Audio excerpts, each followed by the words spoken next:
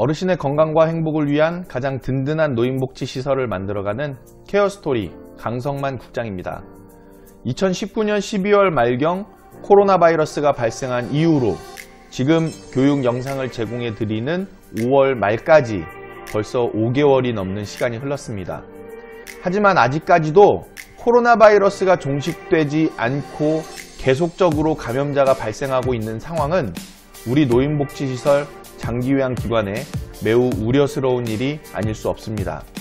더욱이 코로나19 감염증이 장기화될 조짐에서 그 심각성을 더욱 알 수 있습니다.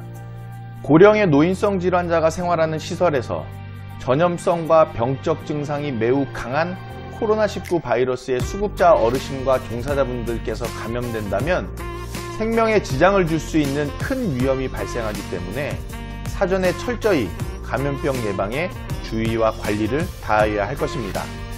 이번 교육 영상에서는 보건복지부에서 2020년 5월에 발행한 코로나19 유행 대비 사회복지시설 대응지침 5판의 내용을 가지고 우리 장기요양기관에서 반드시 유념해야 할 감염병 관리법과 대응 방법에 대해서 안내해 드리고자 합니다.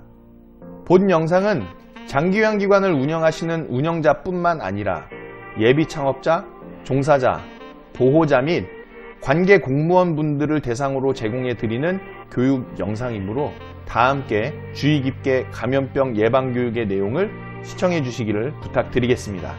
어르신의 건강과 행복은 감염병의 예방에서부터 시작한다는 사실을 반드시 명심하면서 지금부터 2020년 상반기 감염병 예방교육을 시작하도록 하겠습니다.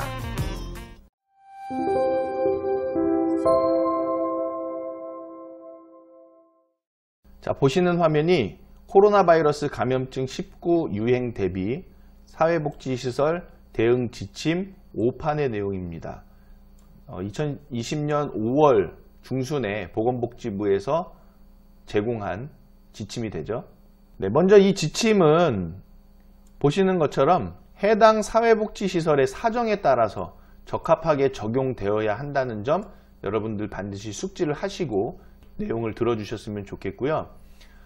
이 지침에 따라서 저희가 코로나19 감염증 예방에 대한 지침 내용도 살펴보시면서 동시에 시설에서 감염병 예방을 위해서 어떠한 노력들을 해야 되는지에 대한 것도 함께 안내를 드리도록 하겠습니다. 첫 번째로 이 지침의 목적부터 살펴보시면요. 코로나 바이러스 감염증 19에 대해서 지역 감염 차단을 위해 사회적 거리두기를 지속 시행하고 있었죠. 그리고 감염 차단과 경제 활동을 병행하고자 거리두기 단계를 생활 속 거리두기로 전환한 것이 바로 5월 6일이었습니다. 이에 현 상황에서 사회복지시설에 대해서 코로나19 예방 및 관리 대응 절차와 조치사항을 마련해서 피해를 최소화하기 위한 목적으로 이 지침을 배포를 했죠. 우리가 코로나 바이러스 감염증의 그 특성에 대해서 많은 언론을 통해서도 여러분들께서 접하셨겠지만은 이 증상에 대해서 구체적으로 저희가 좀 보지 못하신 분들도 많이 있을 거예요. 이 코로나 바이러스 감염증의 특성에 대해서 안내를 하고 있는데 발열, 권태감, 기침, 호흡곤란, 폐렴, 급성 호흡곤란 증후군이 나타나고 또 경증이지만 기저질환이 있는 경우에는 중증으로 진행할 가능성이 높다. 또 그 외에 인후통, 두통, 가래, 격혈과 오심, 설사도 나타난다고 하죠. 그렇기 때문에 우리 시설에 계신 노인성 질병을 가지고 계신 어르신들의 경우에는 이 코로나 바이러스 감염증에 감염이 되면 생명에 큰 지장을 초래할 수 있는 상황이 될 수 있습니다. 자, 이 코로나 바이러스는 비말 전파와 접촉 전파로도 이루어진다는 거 잘 아시죠? 코로나19는 감염된 사람이 기침이나 재채기를 했을 때 발생한 비말, 즉 침방울이 다른 사람의 호흡기 점막으로 들어가서 바이러스가 점막을 통해 침투해서 감염이 된다. 이걸 비말 전파라고 하는데 그렇기 때문에 시설에서 종사하시는 분들 또 어르신분들께서도 마스크를 꼭 착용하고 계셔야 되겠죠. 또 접촉 전파는 감염된 사람의 비말이 물건이나 표면 등에 묻은 경우 다른 사람이 이 물건이나 표면을 손으로 만진 후 눈, 코, 입 등을 만져서 감염이 될 수 있다. 그래서 시설에서는 우리 접촉 시설물에 대한 소독을 반드시 상시적으로 실시를 하여야만 합니다. 자, 이러한 전파 특성은 증상이 경미한 발생 초기부터 전파가 일어나고 전염력이 매우 높다. 그리고 닫힌 공간 내에서 밀접한 접촉이 이루어지는 경우 확산 규모가 커진다는 건데, 닫힌 공간 내라는 것이 우리 노인복지시설에도 해당하는 부분이죠. 우리 시설에서도 어르신들께서 시원한 바람으로 인해서 추위를 잘 타실 수 있기 때문에 시설에서는 창문이라든지 문을 되게 폐쇄적으로 닫아놓고 있는 경우가 많이 있습니다. 또 어르신들의 실종을 예방하기 위해서도 시설에서 문을 많이 닫아놓는 경우가 있는데, 그래서 노인복지시설도 닫힌 실내 공간이라는 특성을 갖고 있어요. 그렇다고 했을 때에는 노인복지시설에서도 밀접한 접촉과 닫힌 공간이라는 조건을 가지고서 감염이 됐을 때는 확산 규모가 상당히 커질 수 있는 위험이 있다는 것, 우리 반드시 알아두어야 되겠습니다. 그래서 시설에서는 위생, 청소, 소독, 환기, 그리고 근무 환경을 개선하고 발열 등 주기적인 모니터링과 또는 필요에 의해서는 업무 배제를 하는 경우도 있겠죠. 이 위생과 청소, 소독, 환기에 대한 부분, 지금 우리 노인복지시설, 특히 노인요양원과 또 주간보호시설들에서 자칫 관리를 소홀히 하는 영역들 중에 하나라고 말씀드릴 수 있습니다. 왜냐하면 많은 인원의 어르신들께서 생활하다 보니까 위생에 취약해질 수밖에 없는 거죠. 그리고 배치되어 있는 종사자가 한정적이다 보니까 시설에서는 위생이나 청소, 소독, 환기에 있어서 어려운 부분이 생기는 것이죠. 그런데 지금 이런 코로나 상황에 있어서는 시설에서 특히 관리해 주실 부분은 위생, 그리고 청소, 소독, 환기에 대한 부분이라는 걸 꼭 알아둬야 되겠습니다. 그리고 시설 내에서 코로나19 환자가 발생한다면 의심 환자도 포함하는 것이죠.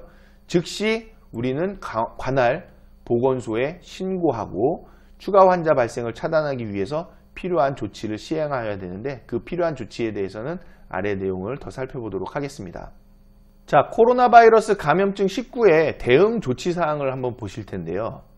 먼저 코로나19 관리 체계 및 유관기관 협조 체계를 구성한다. 사회복지시설 내에 감염관리 체계를 만드는 것인데, 노인복지시설 안전관리 지침을 보면 그 지침 내에 시설에서는 식중독 및 감염병 관리를 위한 대책위원회를 종사자를 중심으로 구성하게끔 되어 있습니다.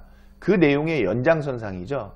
만약에 저희 케어스토리에서 제공해드리는 교육을 계속 수강하고 계셨다면은 시설에서는 식중독 및 감염병 대책위원회를 구성하셨을 것이고, 분기별로 한 번씩 감염병과 식중독에 대한 예방 활동을 위해서 종사자분들께서 어떤 활동을 해야 되는지 정기적인 회의를 통해서 대책을 마련하는 부분들을 안내를 받으셨을 겁니다.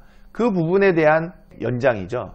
보시면 감염관리 책임자, 방역관리자를 지정하도록 하고 있습니다. 또 코로나19 예방 및 관리 책임성을 부여를 한다. 즉 감염관리 책임자를 지정을 해서 코로나19 예방에 대한 그리고 또 관리에 대한 책임성을 준다라는 거죠. 그리고 그에 따라서 근무자들에 대한 관리, 또 시설 환경에 대한 관리, 또 상황 발생 시 즉시 대응 체계를 유지할 수 있도록 제시를 하고 있습니다. 즉 시설에서 식중독 및 감염병 대책위원회를 종사자를 중심으로 구성을 하고 정기적으로 회의를 하고 그에 따라서 감염병과 식중독에 대한 예방 대책을 수립하고 시설 업무의 적용을 계속 상시적으로 시키고 있었다라면은 코로나19가 발생을 해서 장기화되는 이 시점에 시설에서 어떻게 적절하게 대응할 것인지 코로나가 발생하기 전부터도 감염병과 식중독에 대한 적절한 대비가 이루어져 있는 상황이 될 수 있었겠죠. 하지만 많은 노인복지시설과 장기요양기관들이 식중독 및 감염병 대책위원회를 종사자를 중심으로 구성하고 있지 않은 상태이고, 시설 관계자분들께서 이러한 대책위원회에 대해서 굉장히 가볍게 생각하시는 경향들이 있습니다. 이번 코로나 사태를 통해서 우리가 감염병과 또 식중독 같은 이런 질병들에 어떻게 적극적으로 대처해야 하는지, 또 사전에 미리 이러한 감염병에 대한 대응 조직을 사회복지시설에서 갖추고 있어야 함을 다시 한번 깨달을 수 있는 기회가 되었습니다. 그리고 종사자, 이용자, 입소자, 방문자 등 명단을 작성해서 보관해야 되겠죠. 특히 주소와 연락처, 근무시간 또는 방문시간에 대해서 꼭 확인을 해야 된다. 자, 이 중에서 방문자와 자원봉사자 등은 시설에 지금 방문을 하면 안 되겠죠. 그리고 시설에서도 자원봉사자와 방문자의 방문을 제한하셔야만 합니다. 또한 의심 환자 등이 시설에서 발생하게 되면 즉시 대응을 위해서 유관기관과의 비상연락체계를 구축하고 있어야 되겠죠. 우리 시설에서는 이러한 감염 예방을 위해서 관리를 철저히 하셔야 되는데요. 시설 이용자, 시설 종사자 등 감염병 예방을 위한 교육과 홍보만큼 중요한 부분이 없습니다. 그래서 저희 케어스토리에서도 여러분들께서 어르신의 건강과 행복을 위해서 가장 든든한 노인복지시설을 운영하실 수 있도록 교육 콘텐츠들을 제공하는 목적이 바로 여기에 있습니다. 자, 시설 종사자 대상 코로나19 질병 정보 및 감염 예방 수칙, 행동요령, 또 생활 속 거리두기 지침 등을 반드시 교육해야 하는데, 하단에 교육 내용이 나오니까요. 계속해서 주의 깊게 들어주시기 바랍니다. 코로나19 예방수칙, 손 씻기, 기침 예절 등과 관련해서 감염병 예방교육을 반드시 실시하고요. 그리고 각종 홍보물을 시설 내 주요 장소에 부착을 해야 됩니다. 이 지침에 부침 1에서 5번에 부착할 홍보물이 첨부되어 있으니까요. 여러분들 시설에 반드시 게시를 해 두시고요. 또 관련 홍보물은 질병관리본부 홈페이지에도 자료가 게시되어 있으니까요. 반드시 활용하시길 바랍니다. 특히 이 영상처럼 노인복지시설과 장기요양기관에서는 감염병 예방교육을 정기적으로 꼭 실시하여야 함을 인지를 하시고 본 교육의 내용을 주의 깊게 들어주시기 바랍니다. 감염병 예방을 위해서 시설의 환경위생은요, 시설 내 화장실 등의 개수대, 비수동식 수도꼭지 등이죠. 그리고 손세척제, 그리고 휴지 등을 충분히 비치를 하여줘야 됩니다. 또 손 씻기 후에는 종이타월 등으로 깨끗이 닦을 수 있도록 종이타월도 비치를 해야 되겠죠. 시설 내 휴지를 비치하고요. 기침 시 사용한 휴지를 바로 처리할 수 있도록 쓰레기통을 곳곳에 비치해 두어야만 되겠습니다. 시설 내에서 주요 공간 같은 경우에는 청소와 소독 그리고 환기를 강화해야 되는데요. 사람의 손이 자주 닿는 장소 및 물건에 대한 소독도 강화를 해야 되겠죠. 특히 문손잡이, 난간, 또 다양한 터치 장치, 책상, 탁자, 의자, 전화, 컴퓨터, 키보드 이런 것들은 하루에 한 번 이상 반드시 소독하는 것으로 지침에 안내가 되어 있죠. 또 출입문이나 엘리베이터 등은 더 자주 소독을 해야 되는 것입니다. 왜냐하면 많은 사람들이 자주 접촉하는 접촉물이기 때문에 더 자주 소독을 할 필요가 있겠습니다. 특히 시설에서는 공기정화 및 주기적인 환기가 중요하겠죠. 그래서 시설 내에 머물고 있는 안 좋은 공기들을 계속 빼내야 됩니다. 또 시설 내 마스크, 체온계 등 감염 예방을 위한 필수 물품들을 충분히 비치해 두고 종사자, 자원봉사자 등은 수술용 또는 보건용 마스크를 착용할 수 있도록 조치해 주시기 바랍니다. 그런데 시설에서는 현재 자원봉사자의 방문은 자제가 되어야 되겠죠. 자, 시설 출입 시에 관리를 강화하셔야 되는데요. 시설 종사자 등은 개인위생을 준수해야 한다. 마스크 착용, 손 씻기가 반드시 수행되어야 되겠죠. 시설 이용자, 입소자, 종사자 등에 대해서는 1일 2회 발열, 호흡기 증상을 확인해야 되고요. 시설 내에서 발열, 기침 등의 증상이 나타날 경우에는 종사자는 빨리 신속히 관련 업무에서 배제시키고 방문자는 출입 금지시켜야 되겠죠. 또 이용자는 서비스 이용을 중단시켜야 된다. 또 입소자는 즉시 격리 공간에 격리 조치를 시켜야 한다는 것이죠. 그런데 안타깝게도 우리나라 노인복지시설, 특히 노인요양시설과 노인요양 공동생활가정, 또 주간보호시설 같은 경우에는 입소자를 격리할 수 있을 만한 공간이 마땅치가 못하죠. 이러한 부분은 감염병 예방을 위해서는 큰 문제가 되는 상황입니다. 노인복지시설 장기요양기관에서는 종사자 또는 이용자가 출근 또는 이용을 중단해야 되는 상황이 있는데요. 발열 또는 호흡기 증상이 나타난 시설 종사자 또는 이용자는 증상이 나타나지 않을 때까지 출근 또는 이용을 반드시 중단해야 됩니다. 발열 또는 호흡기 증상이 나타나면 타인과의 접촉 및 외출을 자제하고 자택에서 3, 4일간 경과를 관찰하고 출근을 반드시 중지해야 되겠습니다. 증상이 호전되지 않으면 콜센터 보건소 1339번이죠. 또 지역번호 플러스 120번으로 문의를 하시면 되겠고, 선별진료소를 우선 방문해서 진료를 받을 필요가 있겠습니다. 참고로 코로나19 행동수칙 중에서 유증상자에 대한 행동수칙이 있는데요. 먼저는 등교나 출근을 하지 마시고 외출을 반드시 자제해야 됩니다. 또 집에서 충분히 휴식을 취하시고 3, 4일의 경과를 관찰해야 된다.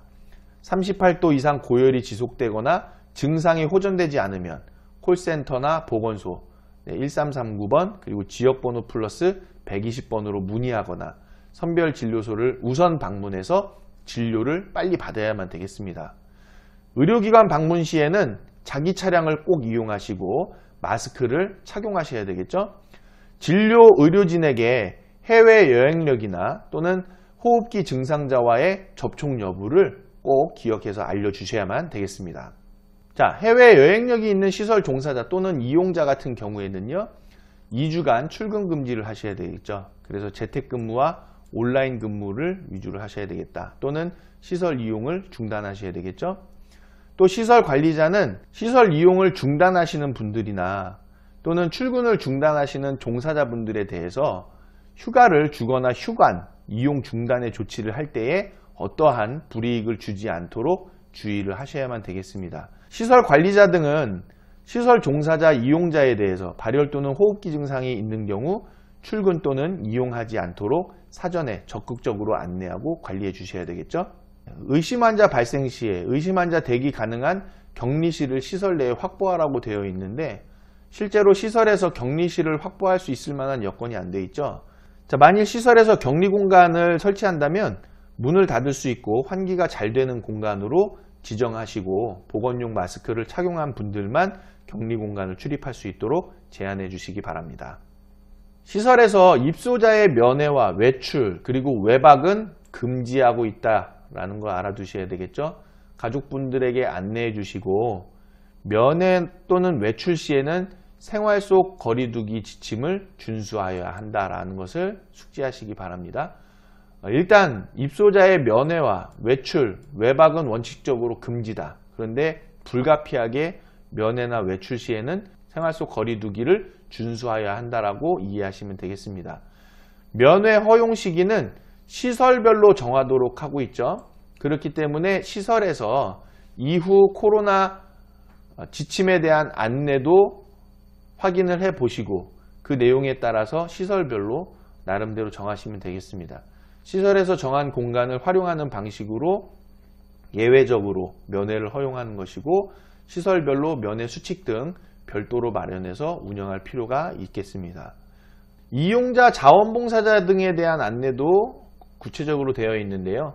자원봉사자와 방문자는 시설 출입을 금지하고 있다라는 것을 꼭 알아두시고, 시설의 자원봉사자나 방문자분들이 오시지 않도록 안내를 미리 해두시기 바랍니다. 자, 그런데 자원봉사자 등의 방문이 불가피한 경우들이 있어요. 자, 이럴 때에는 위험 요인을 파악하고 또 발열도 확인하시고 호흡기 증상을 확인해서 기록해 두셔야만 한다는 거죠. 발열 또는 호흡기 증상 등이 있으면 출입을 금지시켜 주시고요. 출입 시에는 마스크 착용 및 손위생을 반드시 실시하도록 안내해 주시기 바랍니다. 또 시설 출입 시에 개인위생을 철저히 해야 되고요. 발열 또는 호흡기 증상 확인, 또 마스크 착용 및 손소독 실시 후에 활동하도록 안내해 주시기 바랍니다. 감염증을 예방하기 위해서 접촉을 최소화해야 되거든요.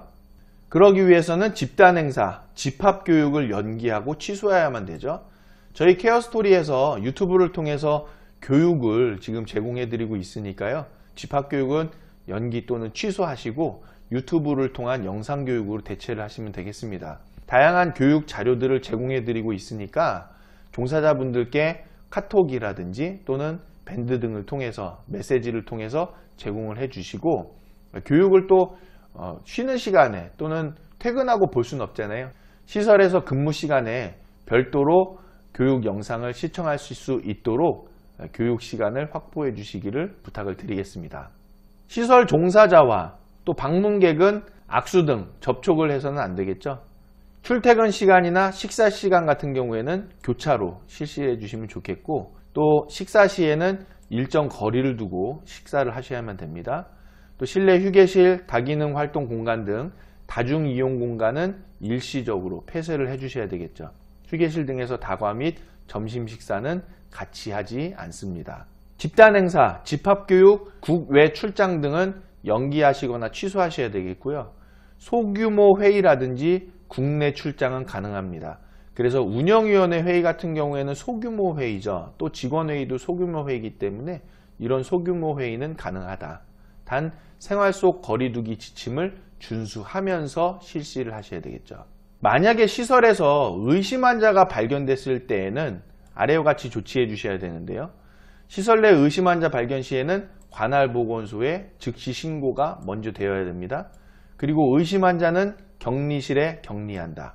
그리고 전용용품으로만 사용하셔야 되겠죠. 그리고 보건소에서의 조치가 있기 전까지 의심 환자에 대해서는 반드시 마스크를 씌워 주시고 확보된 격리 공간에서 대기하도록 하여야만 되겠습니다.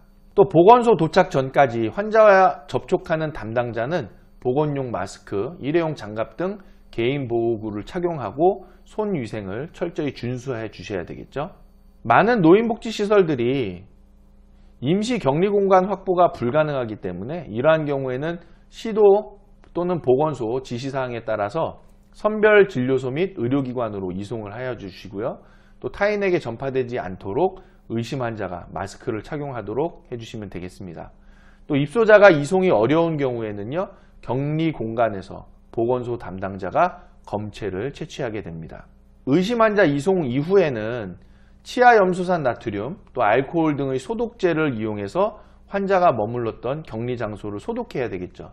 자, 이 경우에는 가급적이면 전문 업체를 통해서 소독을 하시는 것도 좋습니다.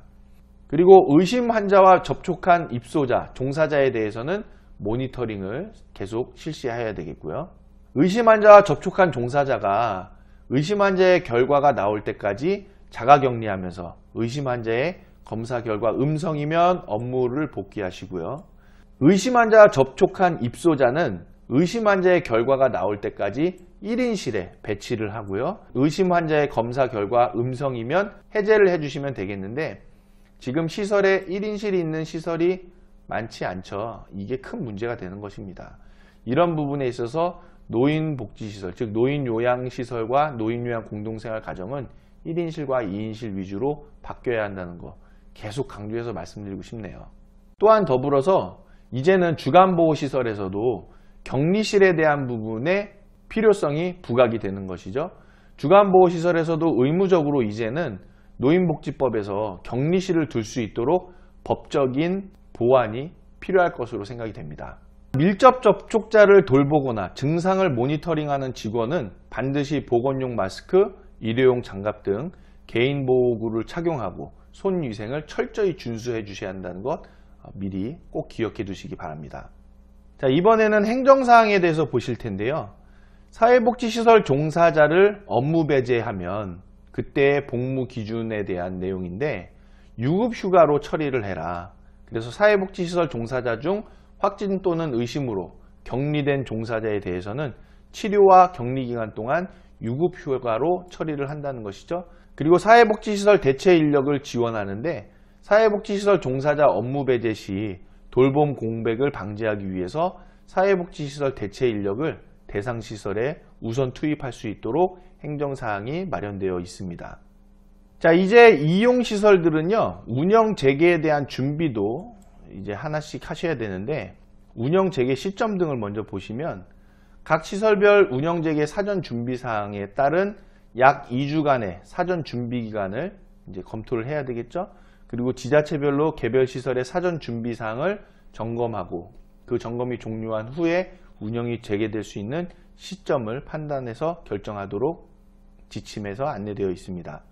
2020년 하절기 사회복지시설 안전점검이 지금 실시되고 있죠. 사회복지시설 안전점검을 시설 운영 재개를 위한 사전 준비 점검으로 진행한다는 거 여러분들 알아두시고, 시설 자체 점검 기간이 5월 11일에서 5월 29일까지 실시를 하고, 그리고 사회복지시설 정보 시스템에 그 결과를 입력해서 시군구로 보고를 하게 되겠죠. 보고 후에 시군구에서 시설로 그 결과를 가지고 입력한 내역을 가지고 시설 안전점검을 나온다는 거 여러분들 아시고 사전에 안전점검을 철저히 해주시기를 당부드리겠습니다. 자, 지자체 협조사항의 내용들을 보시면요, 종사자 및 대상자 관련 안전에 엄중하게 대처하되 불필요한 불안감에 서비스 제공 거부가 발생하지 않도록 현장과 지속 소통하고 수행기관 업무 지원을 확대할 필요가 있겠다라고 되어 있죠. 여러분들께서는 이 지자체 협조사항 내용들을 확인을 하시고, 지자체에서 이러한 내용으로 지침을 하달받기 때문에 지자체가 대처하는 방향에 대해서 알 수 있기 때문에 여러분들 이 내용을 시설 운영에 참고하시기 바랍니다.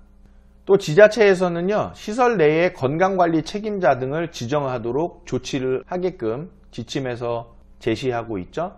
그래서 노인복지시설과 장기요양 기관에서는 각 시설별로 건강관리 책임자 등을 지정하실 필요가 있겠습니다. 또한 시설에서 의심 환자 등 상황 발생 시에 즉시 신고를 할 수 있도록 관할 시군구 및 시도 비상연락체계를 구축하셔야 되겠죠. 또 사회복지시설에서 다수의 자가격리자가 나올 경우를 대비해서 격리시설을 1인실을 원칙으로 하고 있다. 이런 격리시설을 사전에 확보할 수 있도록 조치를 안내하겠다라는 거기 때문에 시설에서도 이러한 격리시설을 사전에 확보를 좀 해두셔야 되겠죠. 그런데 1인실로 해서 격리시설을 마련해 둔다는 게 노인요양시설, 노인요양 공동생활 가정, 또 주간보호시설에 이런 격리시설에 대한 공간들이 없었는데 어디서 뚝딱 만들어낼 수 없는 거잖아요. 이거를 국회의원분들과 또 보건복지부, 국민건강보험공단에서도 이러한 상황에 대해서 파악을 하시고 시설에서 어떻게 격리시설을 마련해야 되는지에 대한 방안을 좀 검토할 필요가 있고, 또 앞으로 시설을 창업하시고 설치하시는 분들에 대해서는 반드시 이 격리시설을 둘 수 있는 방향으로 법이 보완되어야 되겠다라는 것을 다시 한번 말씀드리고 싶습니다. 또한 지자체에서 사회복지시설이 시설 종사자, 이용자, 입소자 및 방문자 등에 대한 체온 측정 및 기록을 하도록 조치를 안내한다는 거죠. 그래서 시설에서는 미리 입소자, 방문자, 또 종사자와 이용자에 대한 체온 측정과 기록은 반드시 해야 되는 상황이죠. 또 사회복지시설 대응 지침을 준수하는지 여부, 즉 이 대응 지침을 준수하고 있는지도 점검하고 모니터링하게 되니까요. 여러분들께서는 이 교육을 통해서 시설에서 이 대응 지침을 반드시 준수하실 수 있도록 업무에 반영하시기 바랍니다. 자, 이어서 코로나 바이러스 감염증 19 행동수칙에 대해서 살펴보실 텐데요. 비단 코로나 바이러스 감염증에 대한 행동수칙뿐만이 아니라 다양한 다른 감염병에 대한 행동수칙이기도 하니까요. 여러분들 주의 깊게 들어주시기 바랍니다. 자, 먼저 집단시설, 다중이용시설인데 감염 예방을 위해서는 당연히 개인위생에 대한 교육과 홍보가 필수적으로 이루어져야 되겠죠. 먼저는 흐르는 물에 비누로 손을 꼼꼼히 씻는 손 씻기, 감염 예방 수칙 제1번입니다. 자, 그리고 기침이나 재채기 할 때 옷소매로 입과 코를 가리고 해야 되겠죠. 그리고 씻지 않는 손으로는 눈, 코, 입을 절대로 만져서는 안 되겠습니다. 시설의 위생환경 개선을 위해서도 손세정제와 또 휴지 등을 또 쓰레기통을 충분히 비치해 두어야 되겠고, 시설의 환경이 깔끔하고 위생적으로 관리될 수 있도록 청소와 접촉시설물에 대한 소독도 상시적으로 이루어져야 되겠습니다. 밑에 나오죠. 청소, 소독 및 환기를 강화해야 한다. 사람의 손이 자주 닿는 장소 및 물건 등에 대한 소독을 강화한다. 문손잡이, 난간, 화장실 및 다양한 터치장치, 책상, 테이블, 의자, 전화, 컴퓨터 키보드, 엘리베이터 버튼 등. 위에서 설명드렸죠? 엘리베이터 버튼 같은 것들은 더 자주 소독을 해야 된다. 그리고 이러한 문손잡이와 컴퓨터 키보드까지 이런 것들은 1일 1회 소독을 하는 것으로 안내되어 있죠. 그리고 시설 내에서 공기정화와 그리고 주기적인 환기를 실시해 주셔야만 되겠습니다. 또 직원 및 방문객의 관리에 대해서 강화를 하셔야 되는데요. 직원 및 시설 종사자, 방문객 출입 시에는 무조건 발열을 체크해야 되겠죠. 발열 또는 호흡기 증상이 나타난 직원과 방문객은 출입을 금지시켜야 한다. 그리고 사전에 유증상자는 출근하지 않도록 적극적으로 관리하고 안내하셔야 되겠죠. 코로나19 발생 국가나 지역에 대한 여행력이 있는 직원은 재택근무로 전환시켜 주셔야 되겠습니다. 그리고 사회적 거리두기가 계속 이어져야 되겠죠. 종사자 또는 방문객 등과 서로 악수를 하지 않는 등 접촉을 해서는 안 되겠고요. 직원 좌석 간격은 최소 1m로 확대한다. 물론 직원뿐만이 아니라 주간보호시설 같은 데에서도 최소 1m의 입소자 간격을 유지해 주셔야 되겠죠.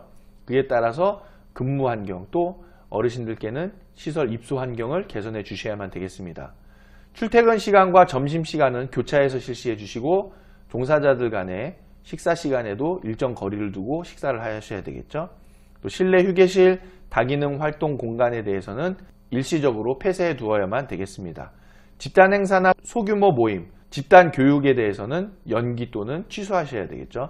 여기서 일반 국민으로 나와 있는데 일반 국민보다도 종사자분이나 관리자, 운영자분들이 해당되겠죠. 흐르는 물에 비누로 손을 꼼꼼히 씻으세요. 네, 꼭입니다. 그리고 기침이나 재채기 할 때는 옷소매로 입과 코를 가려주시고 씻지 않은 손으로는 눈, 코, 입 만지지 마시고요. 의료기관 방문 시에는 반드시 마스크를 착용하시기 바랍니다. 사람 많은 곳에는 되도록 방문을 자제해 주시고요. 발열, 호흡기 증상이 있으신 분과는 접촉을 피해 주시기 바랍니다. 자, 이번에는 만성질환자, 또 65세 이상 어르신 이런 분들이 고위험군에 해당이 되죠. 많은 사람이 모이는 장소에는 절대로 가서는 안 되겠습니다. 또 불가피하게 의료기관을 방문하거나 외출할 때에는 반드시 마스크를 착용해 주시기를 부탁을 드립니다. 자, 유증상자, 즉 발열이나 호흡기 증상이 나타나신 분들에 대해서는 등교나 출근을 하지 마시고 외출을 자제해 주셔야 되겠죠. 집에서 충분히 휴식을 취하고 3에서 4일 경과를 관찰해야만 됩니다. 또 38도 이상 고열이 지속되거나 증상이 호전되지 않으면 콜센터 1339번 그리고 지역번호 플러스 120번 또 보건소로 문의하시거나 선별진료소를 우선 방문해서 진료를 받으셔야만 되겠습니다. 의료기관 방문 시에는 자기 차량을 꼭 이용해 주시고요. 마스크를 꼭 착용해 주시고요. 진료 의료진에게 해외여행력 및 호흡기 증상자와 접촉 여부에 대해서도 꼭 알려주시기를 당부를 드립니다. 국내 코로나19 유행 지역을 다녀오셨거나 그 지역에 계신다면 외출 및 타 지역 방문을 자제해 주시고요. 격리자는 의료인, 방역당국의 지시를 철저히 따라 주셔야 되겠습니다. 자, 감염병 예방 수칙 중에서도 제일 중요한 손 씻기. 지금 이 교육에서 손 씻기 얘기 여러 번 계속 강조가 되고 있죠. 그만큼 감염병을 예방하기 위해서는 손 씻기만큼 중요한 것이 없습니다. 그래서 시설에 계신 종사자분들께서는 서비스 제공 전후로 손 씻기를 실시해 주시는 것 뿐만이 아니라 이제는 접촉물을 만졌을 때에도 손을 씻어 주셔야 되고 다양한 활동 후에도 반드시 손 씻기를 해 주셔야 된다. 상시적으로 손 씻기가 이루어져야만 되는데 특히 이러한 손 씻기는 비누로 꼼꼼하게 30초 이상 해주셔야 한다는 거죠. 자, 방법을 보면 손바닥, 그리고 손등, 그리고 손가락 사이, 또 두 손을 모아서 또 엄지손가락과 손톱 밑에까지 철저하게 깨끗이 손 씻기를 해주시면 되겠습니다. 올바른 손 씻기와 기침 예절로 많은 감염병을 예방할 수 있다는 것이죠. 그래서 기침할 때는 옷소매로 입과 코를 가리고 기침해 주시고 손 씻기는 올바른 손 씻기로 철저하게 깨끗이 손을 씻어 주시기 바랍니다. 기침 예절에 대해서도 여러분들 알아두셔야 되는데요. 기침을 할 때는 휴지나 손수건은 필수죠. 그리고 기침할 때는 옷소매로 가려서 한다. 그리고 기침 후에는 비누로 손을 반드시 씻어주시면 되겠습니다. 이번에는 코로나 바이러스 감염증 예방수칙 포스터를 보실 텐데요. 코로나 바이러스 감염증 예방 꼭 기억해야 할 행동수칙이죠. 국민 예방수칙으로서 흐르는 물에 비누로 꼼꼼하게 손 씻기, 기침이나 재채기 할 때 옷소매로 입과 코를 가리고, 그리고 씻지 않은 손으로는 눈, 코, 입 만지지 않는다. 그리고 발열, 호흡기 증상자와의 접촉은 피해 주셔야 되겠고요.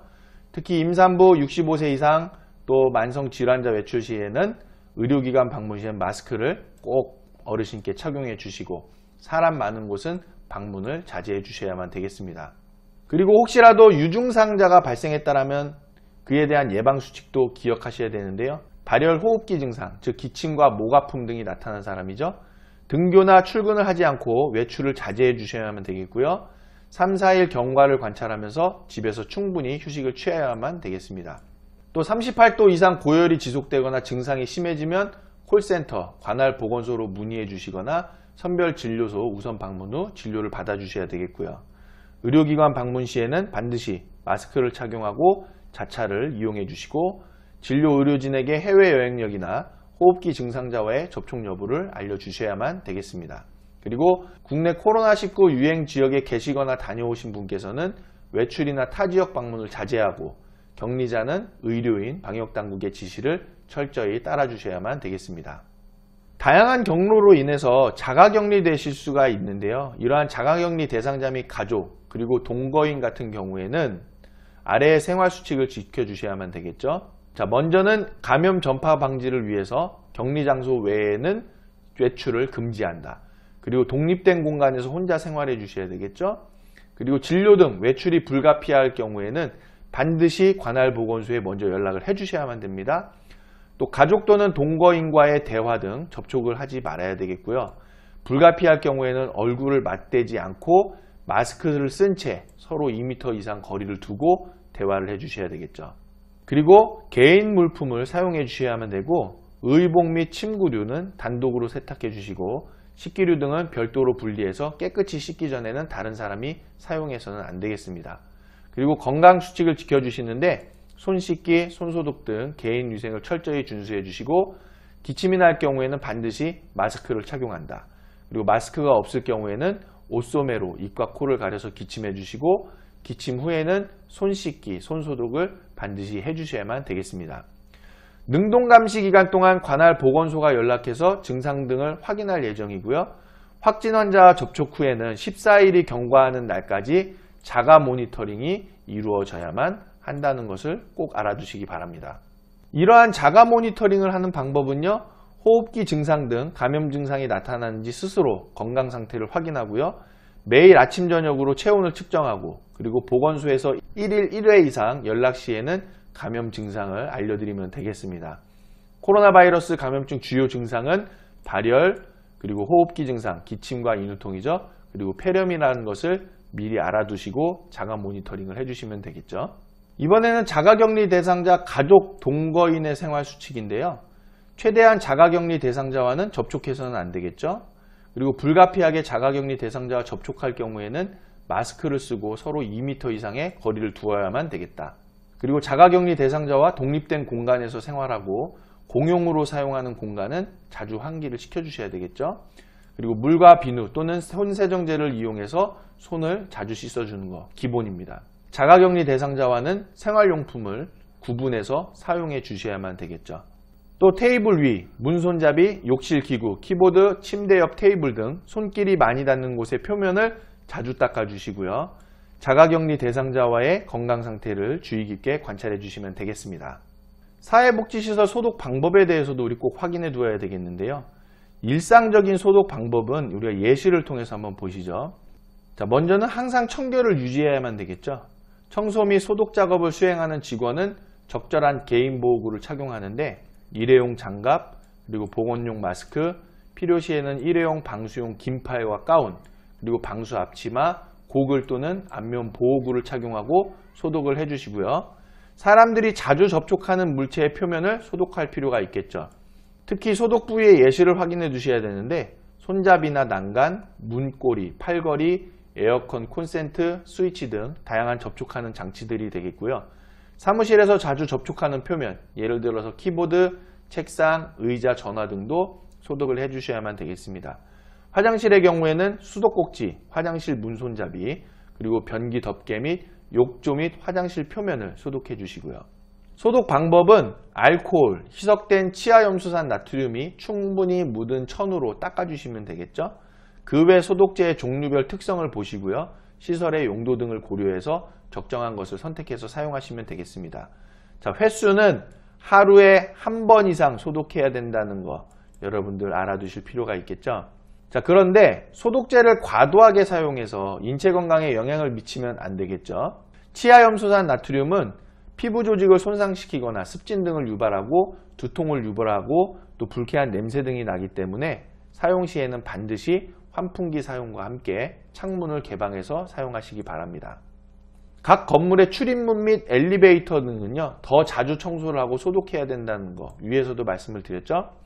출퇴근이 빈번한 경우 청소 소독 담당자는 소독제가 충분히 묻은 천으로 문 손잡이와 엘리베이터 버튼을 닦아 주셔야만 되겠습니다.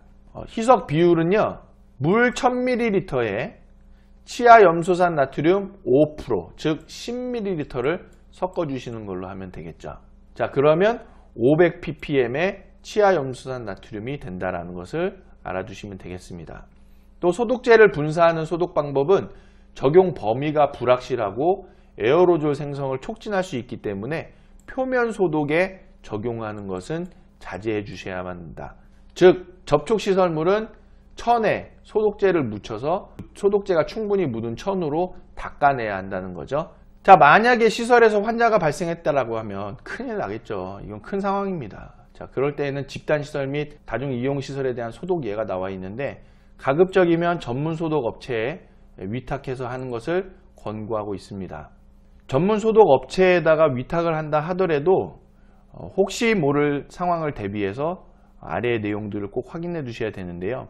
소독을 시작하기 전에 일회용 장갑, 일회용 방수성 긴팔 가운, 고글, 안면 보호구, 보건용 마스크와 장갑 등을 개인 보호구로서 착용을 하고 청소 및 소독을 하는 동안 얼굴을 만지면 안 되겠죠. 소독제를 준비하시고요. 그리고 환자가 이용한 공간의 경우 표면을 청소하고 소독하기 전에 오염이 확인된 장소를 표시하고 오염된 물건을 밀폐하면 되겠습니다. 또 환기를 위해서는 창문을 열어두고요. 소독구역의 한쪽 끝에서 다른 쪽 끝까지 준비된 소독제로 바닥을 반복해서 소독해 주시면 되겠죠. 또 준비된 소독제로 천을 적신 후에 자주 사용하는 모든 부위와 화장실 표면을 닦아내면 되겠습니다. 손잡이, 팔걸이, 책상, 의자, 키보드, 마우스, 스위치, 블라인드, 창문, 벽 등이 해당하죠. 시트 덮개 등은 세탁기에 세제나 소독제를 넣고 온수 세탁을 해주셔야 한다는 거 꼭 알아두시고요. 또 코로나 바이러스 감염증 19 환자가 사용했던 카펫, 쿠션 등은 검사 결과가 나올 때까지 사용해서는 안 되겠습니다. 검사 결과가 만약에 양성인 경우에는 세탁이 어려운 카펫 등은 전문 소독업체에 위탁해서 적절하게 소독하거나 스팀, 고온 소독을 해야 되겠죠. 소독에 사용한 모든 천과 소독 시 발생하는 폐기물은 전용 봉투에 넣어야만 되고요. 일회용 가운을 벗고 비누와 물로 손을 씻고요. 장갑을 벗고 비누와 물로 손을 씻어주고 또 고글을 제거하고 비누와 물로 손을 씻고 보건용 마스크를 제거하고 비누와 물로 손을 씻어야만 합니다. 자, 일회용 가운, 장갑과 마스크는 각각 벗을 때마다 전용 봉투에 넣어주시고 소독 과정에서 발생하는 모든 폐기물은 다른 가정용 폐기물과 분리해서 처리해야 한다는 점, 또 소독 후 즉시 샤워하고 옷을 갈아입어야 하는 것, 또 소독한 장소는 반드시 환기시켜 주시는 것. 특히 소독 후 14일 이내에 소독을 실시한 직원에게 발열 또는 호흡기 증상이 발생한다면 시설 내 지정 장소에서 머물게 하시고 보건소나 질병관리본부 콜센터 1339 또는 지역번호 플러스 120번에 반드시 문의해 주셔야만 되겠습니다. 코로나19 대응 사회복지시설 운영관리 체크리스트의 내용을 꼭 숙지하시고 관리해 주셔야 되겠는데요.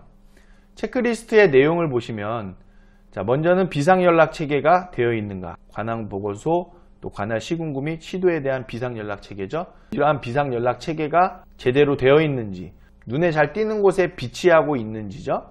자, 또한 의심 증상을 확인하고 출입을 통제하는 등 시설별 감염관리 책임자를 지정해 두어야만 되겠습니다. 또 자원봉사자, 방문자 등의 시설 출입을 금지시켜 주시고요. 시설 입소자의 면회, 외출, 외박을 금지하고 가족에게도 안내해 주셔야만 되는데 이 부분은 생활시설만 해당이 되겠습니다.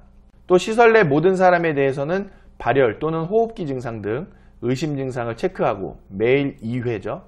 그리고 기록을 해두어야만 되겠죠. 또 의심 증상이 있는 종사자는 업무를 배제시켜 주시고요. 즉 출근을 금지시켜 주시고 이용자는 서비스 이용을 중단하고 입소자는 즉시 격리 공간에 격리 조치하고 관할 보건소에 즉시 신고하여야만 하겠습니다. 시설을 출입할 때에는 개인 위생을 철저히 하고 발열 및 호흡기 증상을 확인하고요. 마스크 착용과 손소독을 실시한 후에 활동을 하여야만 됩니다. 또 시설 내 주요 공간은 청소, 소독, 환기 등 위생관리를 철저히 해주시고요. 사회적 거리두기와 접촉 최소화를 적극적으로 해주시고 집단 행사와 집합교육은 연기 또는 취소하도록 합니다. 그리고 격리실을 가급적 구비할 수 있도록 대책을 마련해야 되겠죠. 자, 여기까지 해서 노인복지시설 장기요양기관 감염병 예방관리 매뉴얼 교육, 보건복지부 코로나19 감염증 대비 사회복지시설 대응 지침 5판의 내용들을 살펴보셨는데요. 분명 코로나19 감염병은 우리의 노력으로 이겨낼 수 있습니다. 어르신의 건강과 행복을 위해서 감염병으로부터 안전한 노인복지시설 장기요양기관이 될 수 있도록 교육받으신 지침의 내용들을 꼭 지켜주시기를 당부드리면서 오늘 교육을 마치도록 하겠습니다. 감사합니다.